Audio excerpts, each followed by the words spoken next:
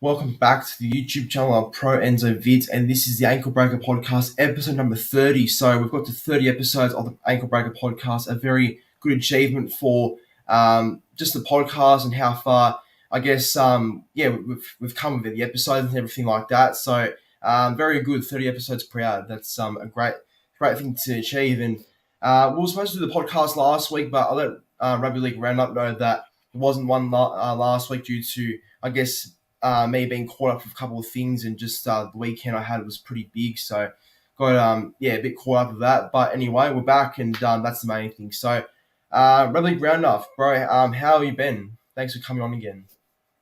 I haven't been too bad, bro. I've just been, doing some schooling over the past couple of weeks, so that's why I've been a bit off and on with YouTube.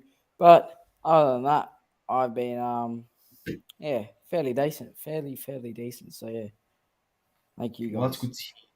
good. That is good to hear. So look, 30 episodes in. I can still remember the first one I did, and that was by myself, and that was called the Try Time Podcast. But I had to change that because someone else had that name. So from then onwards, it's become the Ankle Breaker Podcast. I'm sure everyone's likes the name and has gotten used to it. So that's the main thing.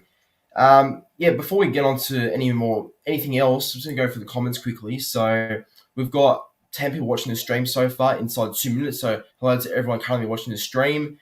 We've got Luke Melbourne Storm fan in the chat. Got Warriors NRL Fanatics here, who I must say, and I'm going to address this after I read the comments, that I do have a membership going, so I'll address every detail about it right after this. So Warriors NRL Fanatics is the first official Pro Enzo Vidz member, so that's great to know. We've got HJP in the chat who says very keen. Got SS Storm fan here too. Hello. And we've got a couple more people. GITZZ Shorts is here too. And another loyal fan of the channel, Mr. Lachlan. Hello. And we've also got Nick from Australia, Jason Reader. We've got Mustard Cat, King Julian, and I think we've got your brother in the chat too, Max Angelopoulos. So thanks for watching. he wouldn't be too far from watching. Fucking hell. Yeah. Anyway, that's good. We've got a good turnout for the podcast. So that's good. All right. So moving on to the membership talk. So I'm sure we're all aware that I have started off a membership, and let me just get the thing up right now. So just I use. All right. So the Pro Enzo Vidz channel membership. So last night I set up a channel membership for the YouTube channel.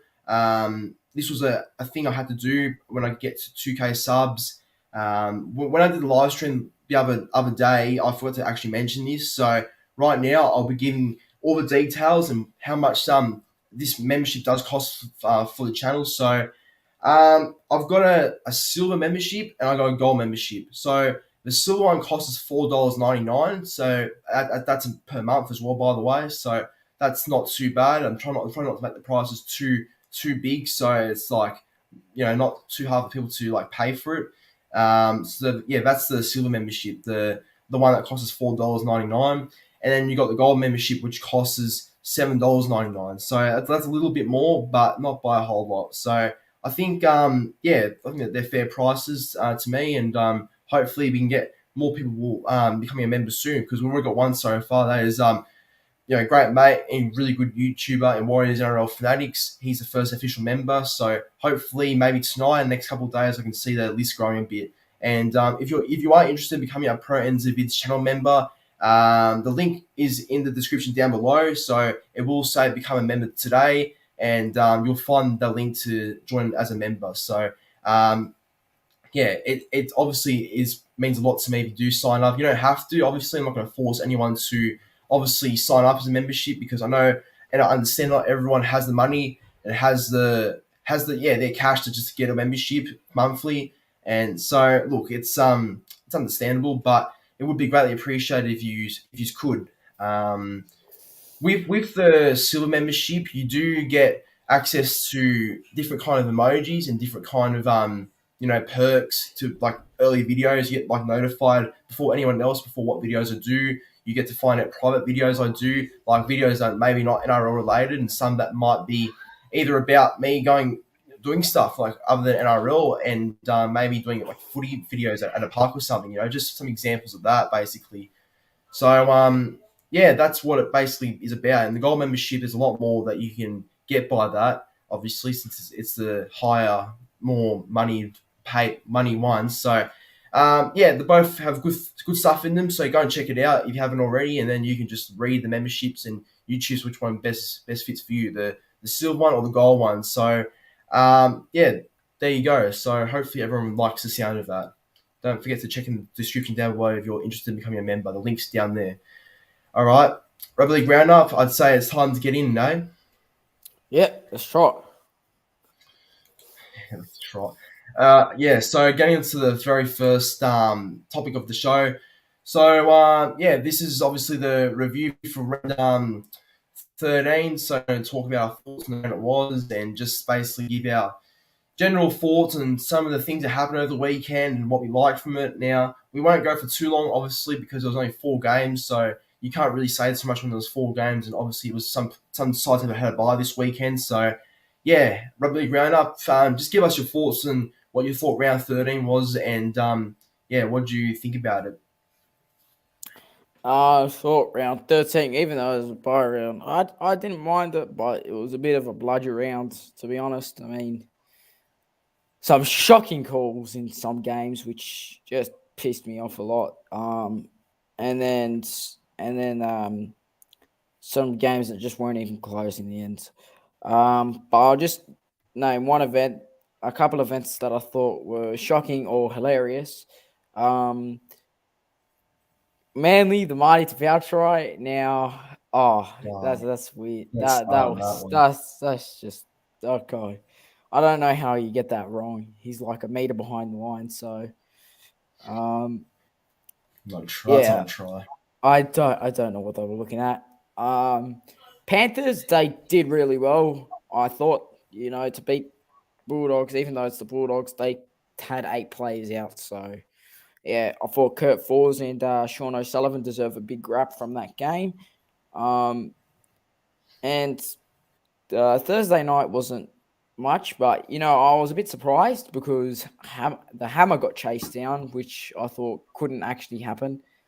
But, I don't think he wanted to show his pace off. So, yeah, that was a bit surprising. And yesterday, well, Corey Horsburgh ended up having a match-winning moment because that charge down, if they didn't charge that down, it would have been gone into golden points. So, yeah, good on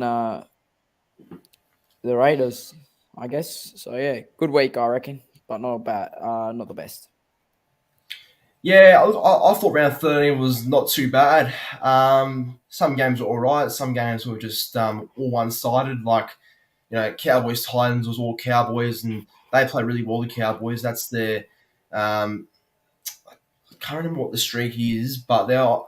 Oh, no, there's no streak because I lost to Penrith. That's right, but they are on a bit of a good winning streak in terms of how many games they won this year. So on 9 wins, obviously. So that's a very good achievement for the club.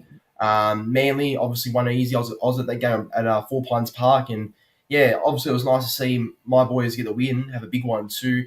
But yeah, it was pretty much one side. It would have been pretty boring if you were a non-Manly fan. Some games like I guess Dogs Panthers were all right for a bit, but again Panthers were just a bit too good. And look at Raiders Roosters. Raiders deserved the win. Roosters were good, but Raiders were just a bit better. I think they started a bit better. But yeah, like I said, there's not too much to get through in this round. So yeah, it wasn't all right round of football. I will say that, and I think next week when it's back to 8 games, it should be a lot better. So I'm looking forward to that. Go look at some comments quickly as well. This fan pointed out something here. He says, how good was Hamon Olakwaju on Saturday night? Yeah, he was absolutely fantastic. It was awesome seeing him live. Put that Fenner Harris to Vita and knock over Montoya and score that try. He was all over the shop. So good. And Sam Revel in the chat says 7 wins from the past 8 games of the Cowboys. Yeah, that's probably what I was meant to say, actually. So in terms of the wins and how they've gone the past couple of weeks. 7 wins from their past 8 games is just massive for the Cowboys. It'll be 7 wins So from 9. It'll be 7 from 9 soon. yeah, gotta add that cheeky banter there. Come Yeah. Friday night, mate. That'll be fun. That'll be fun. All the talk around that. Yeah. So moving on to the next one.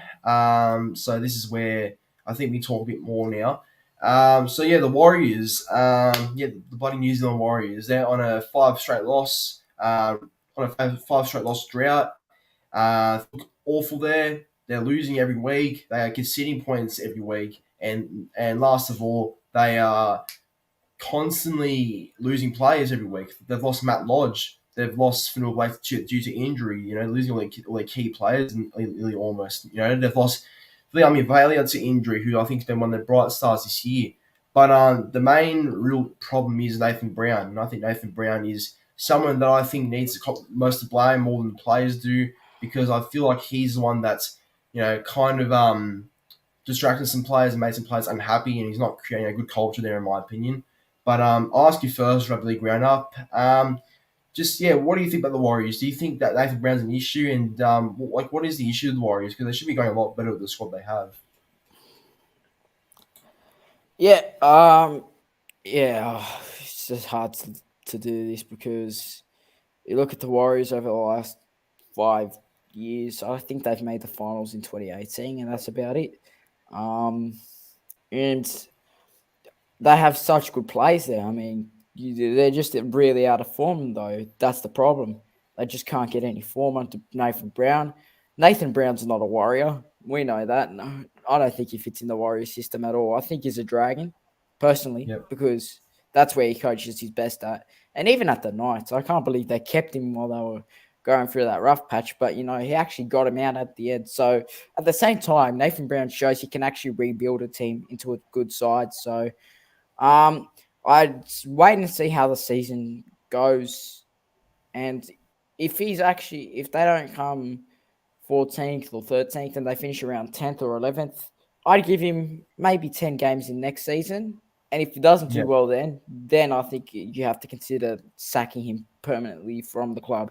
And I just think a bit of the blame needs to go on the half, Sean Johnson. Like, I don't hate Sean Johnson. I think he's an absolute great player. But this season, he was meant to be the Warriors' key player that helps Reece Walsh become a great and a better player for the future Exactly. and to help the Warriors, which he hasn't done.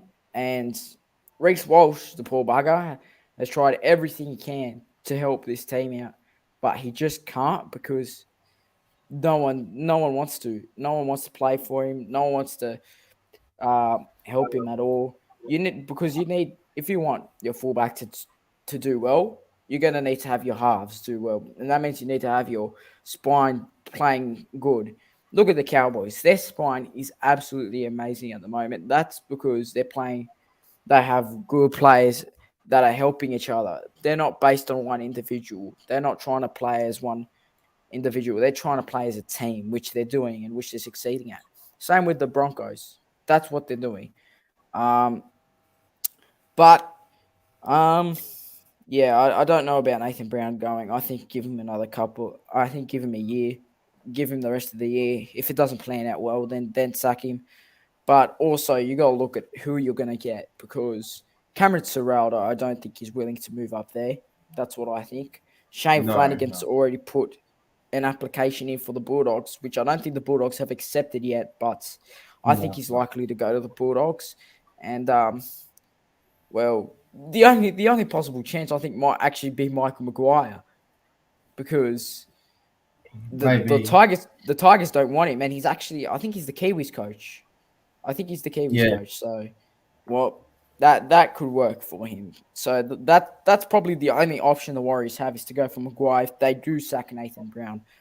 But no, I don't think he needs to go. And I think this is just a slump that every team goes through. I know Dragons started off pretty shit because they went, I think, 1-for-4, and that was horrible to watch. But like I just said, every team has a slump, and I think the Warriors will get out of it once all their injuries come back. Once A and B comes back, their forward pack is going to be a lot better and a lot stronger in defense and attack. So, yeah, I think they're just in a bit of a slump, the Warriors, and hopefully they don't finish in the bottom four. Yeah, well said actually. Thanks for that. Just before I get into what my thoughts are, looking at this comment by Fanatics in the chat, he says just because we have been based in Australia doesn't give us the excuse. We have the squad should be contending for finals, not bottom four. Well, you're right. They definitely do have a better squad than we all think. I think the squad is actually really good. When you have players like Fanua Blake, Walsh, Johnston, who should be doing a lot more. Um, Darwin Lesniak's a good winger in the air. Vilea, Rocco Berry have some good youngsters, Otokolo and Curran.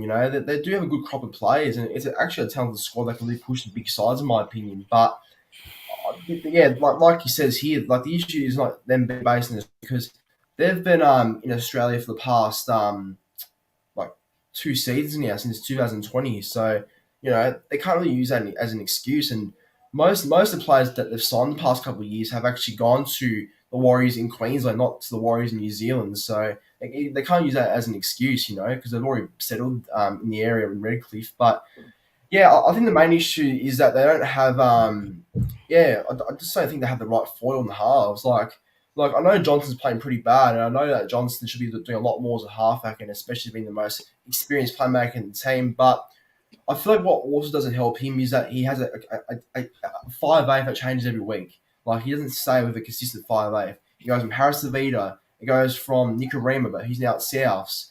It goes from Dejan Nasi, who just joined the club. They keep switching it up way too much. So they don't have a consistent halves pairing, and I think that's why maybe Johnson's in a form sub. But I could be wrong. I could be wrong saying that, but I do think that's a part of the reason why. I think the other reasons are that injuries, they don't help. Losing Finley Blake and Curran's a big loss to their forward pack, but still they should be doing a lot better with the squad they have, and they're just not consistent. Unfortunately, they don't gel. They don't have the stability. They don't have the effort area like many other clubs do. So it is disappointing to see with the Warriors since they've been always anticipated to do so much each season. So I think the Warriors definitely are in a big hole. And as for Nathan Brown, I think Nathan Brown will get sacked very soon. I can't see him surviving the season, in my opinion. I'm going to make a bold prediction right now. I think Nathan Brown will be sacked just before they go back to New Zealand. So maybe like a week out or a couple of days out before they go to New Zealand, he'll be sacked, in my opinion. I can't see him maintaining or keeping that job for much longer than the next couple of weeks. So I think, once he goes, I think that's what's going to happen. And I also think that looking at also some situations with Harris Tavita, now I could be wrong. I could be really wrong in saying this because, this could be either his personal call or just him deciding that this is what he wants to do.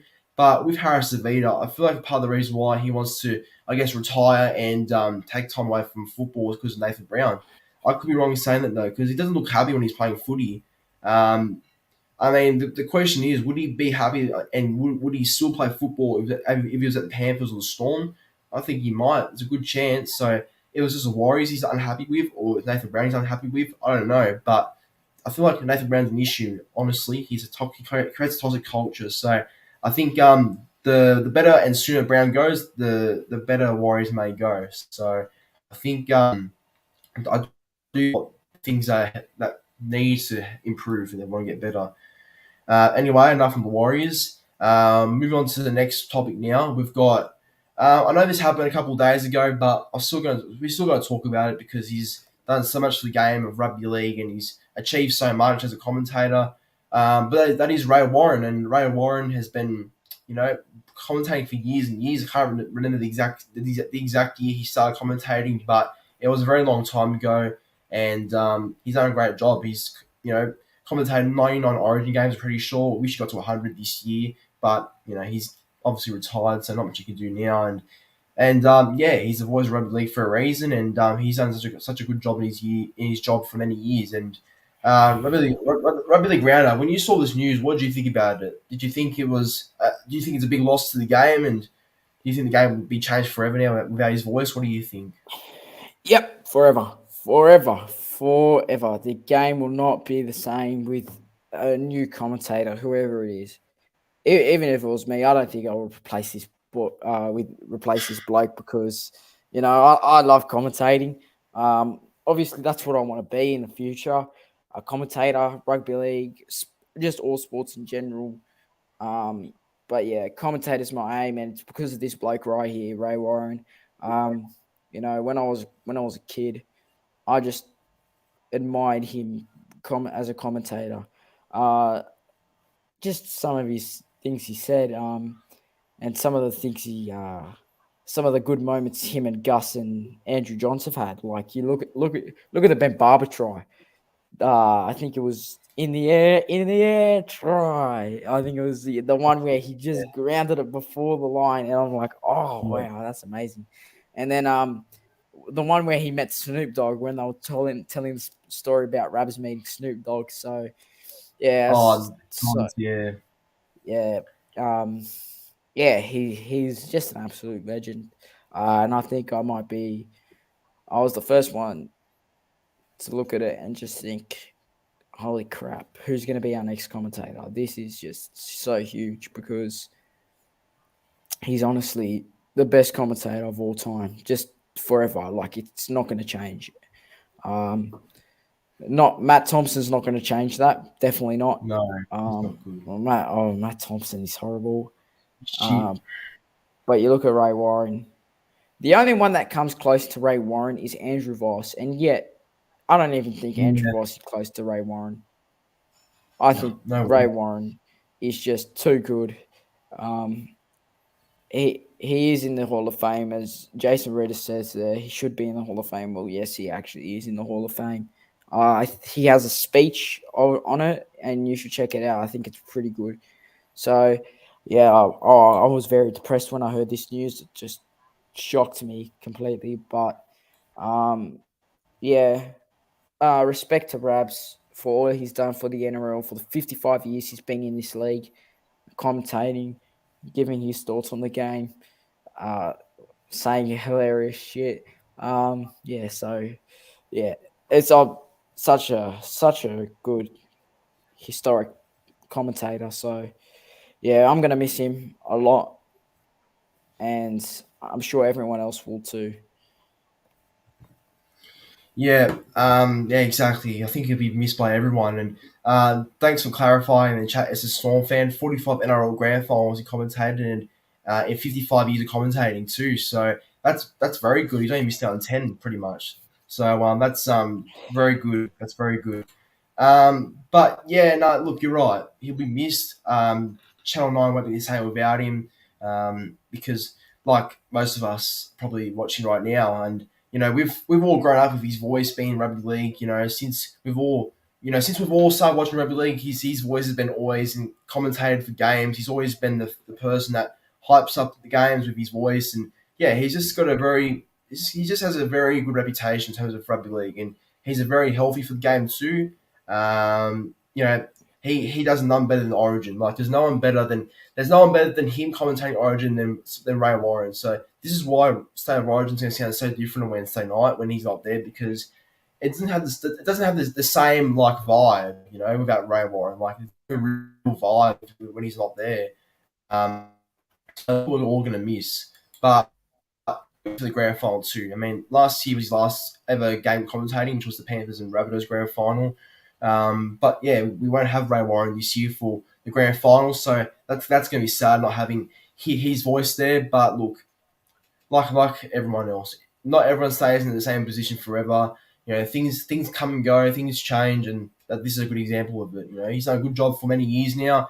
He's proven to do so much of the game, and he's proven to be a fantastic commentator and a legend of the game in general. So, there's not much else to really add other than him being a legend and him being the voice of rugby league and someone that will hold a good name and reputation in the game for a very, very long time. So, sad news, but he will definitely be missed for sure.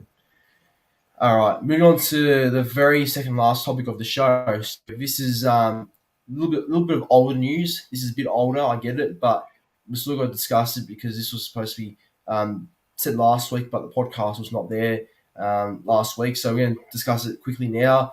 So the Blues for State of Origin have also cutted Josh Adokar for this coming up Origin series on Wednesday, and Jake Trbojevic has been cut as well. I'm a little bit surprised because I think Ado Carr's been alright for the Bulldogs this year, even though he hasn't been better than some wingers. And with Jake Trbojevic, yeah, I can see why, but he brings that passion that to the Origin series, which you need.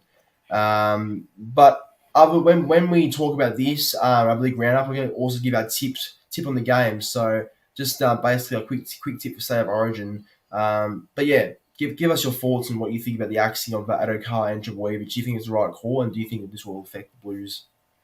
Well, before I get into the topic here, I'm just going to tip the Blues because it's us, because it's New South Wales. So yeah, I'll go Blues. 24 points to 16. I think it'll be fairly close, fairly high scoring, and it'll be good. But moving on to the main part of the topic, Adokar and Jake Trbojevic being dropped. It quite shocks me because you've just dropped the nicest bloke on the planet and the fastest man on the planet and maybe even the funniest man on the planet. So That's true. That's just three things there. Not only that, Jake Trbojevic, yeah, he's had a bit of off games, but like you said, he has the passion. He takes that passion. Him and Tarek Sims are the Blues. They represent what the Blues are. They have that passion. And that's why I feel a bit sorry for Paul Urbo because even though he hasn't had his best year, we all know that, we can admit that, he does perform to Origin level when he needs to, and he does perform at the Origin level. I think in 2019 he didn't miss a tackle for the Blues. He didn't. So yeah, as we all look at these Queensland duds here, just in the chat. Not buds. Don't say that. But all No, Queenslanders. Where's New South Wales Blues love? No. Yeah, I know. Hey, we're from New South Wales. Where all these Queenslanders come from, mate? Invaders, mate. Invaders. Yeah, I think this will be a huge effect to us, and same with Adokar. He's been so good for the Bulldogs. I mean, yeah, Bulldogs have been absolutely shit this year. Shit. I mean, shit with it. Yep. Like, that's how bad they've been. But I think that he scored 8 tries in 12 games, so I don't know why you take him out. He just performs at Origin level too. So yeah. Yeah, exactly. Oh, New South Wales. All right, looks like we're finally got New South Wales Blues fan here. Yes, we've finally got one. Thank God. But yeah, look, I'll keep it short too. Adokar and Trbojevic Blues. Don't agree with it. Don't agree with Adokar being dropped personally over Tubo. Yes, Daniel Tubo's been good this year, but Adokar, I think you need to show respect to people that have won the series before and have scored many tries for New South Wales Blues as well. And he's done the same proud, so I don't think he should be dropped, but it is what it is now. Freddie's made his choice. With Jake, like I said, I can see why, but I think you need to play like Jake in your Origin side for sure. So my tip for this game, I think, look, actually, no, I'm not going to give my tip because right after this podcast, I'm going to do my preview for State of Origin. So, based on my Game 1 preview right after the podcast. So, make sure to all go and check that out right after this ends. So, but yeah, I hope New South Wales Blues win. I'm obviously a proud New South Wales fan. Obviously, I'm wearing bloody maroon right now, but I'll take it off when I do the preview. So, I think it'll be a good game, hopefully. So, come on, New South Wales. But like, again, it gets to that time where the podcast, unfortunately, is near its end. So, the very last topic show. So, this is our team of the week from round 13 and our player of the round from round 13. So, basically, we've come up with our team for the week and our player of the week as well. So, Rugby League Round Up, go for yours first, and I'll go with mine after. It was a fairly good week for some of these players. But my player of the week for this week is going to go to Morgan Harper. Oh wow, Oh, he's yeah. where did that defense come from? Yeah, I Eh, know. It eh, If was he can show good. that if he can show that consistency, if he did that in the Sharks man game, he would have looked like a king. So yeah, Yeah. Morgan Harper, yeah, he played really well. I was very happy with the way he played, and he just showed he actually has some good talent to for the NRL, and I think he's a first grader. So yeah, good for Morgan Harper. And now my team of the week starts fullback Ruben Garrick. My wingers are Josh Adokar and Murray Tuolagi. My centers are the Hammer and Morgan Harper. My halves in 5'8", I've got Matt Burton, and halfback is Chad Townsend. My front rowers, which are the props, Joey Tarpany and James Fisher Harris. My 9 is Reece Robson. My second rowers are Homoli Olakawatu and Thomas Gilbert. My lock is Jason Taumalolo, and my bench consists of Scott Drinkwater, Adam Elliott, Tafoa Sipley, I hope I got that right, and Yep. Corey Horsburgh. So yeah, they were my team of the week. Yeah, that's actually a good team. That's like two different to mine. So yeah, good side, good side. Yeah, so my play of the week goes to Chad Townsend. Believe it or not, I thought I know there was Garrick. I know that there was Burden, Tarpany, but I thought Townsend did enough for me to get play of the week. I thought he was very good with his kicking game and set up some tries as well. So I'll go Townsend for mine. But yeah, getting onto my team of the week now. So at fullback, I've got Ruben Garrick. On the wings, I've got Taylor May and Josh Adokar. My centers are Morgan Harper and Hamisa Tabuai Fidel. Halves and Matt Bird and Chad Townsend. My props are Joseph Tarpany and James Fisher Harris and hooker Reece Robson. My back rows are the same. Got William Mikikia and Hamali Olakawatu. And my lock is Jason Tamalolo. And then my bench is Joseph Manu, Heelan Lukey, Adam Elliott, and Talfafala Sipley. So right there, that is my team of the week, and that was my play of the week, Chad Townsend. So, look, everyone, thanks for watching the Ankle Breaker podcast, episode number 30. A bit of a milestone, 30 episodes in, 30 episodes proud. So, yeah, I feel like it was a good podcast. So, thank you again for joining me, Rugby League Round Up. Thank you, bro. It was a very eventful episode, and already 30 episodes. So yeah, such a good historic moment for this podcast, and 50 is not so far away. So can't wait for that. Yeah. Yeah, well, everyone go and subscribe to Rugby League Roundup's YouTube channel already. If you haven't, his link is in the description down below, so be sure to check him out if you haven't already. Just one quick reminder, in case you didn't see it at the start of the video and you came in a bit late, I've got a Pro Enzo Vidz channel membership going, so basically a membership of the channel I've created yesterday or last night. So if you're interested in joining the Pro Enzo Vidz membership, there is a link down in the description down below, so please go and press the link if you're interested. And if you're not able to, it's all good because I'm not going to force anyone to get it, obviously. But if you can and if you want to, the link's in the description down below. So be sure to check out the Pro Enzo Vidz channel membership if you haven't already. But yeah, that brings it into the Ankle Breaker podcast episode 30. Thanks for watching. See you all in the very next one. So have a good night.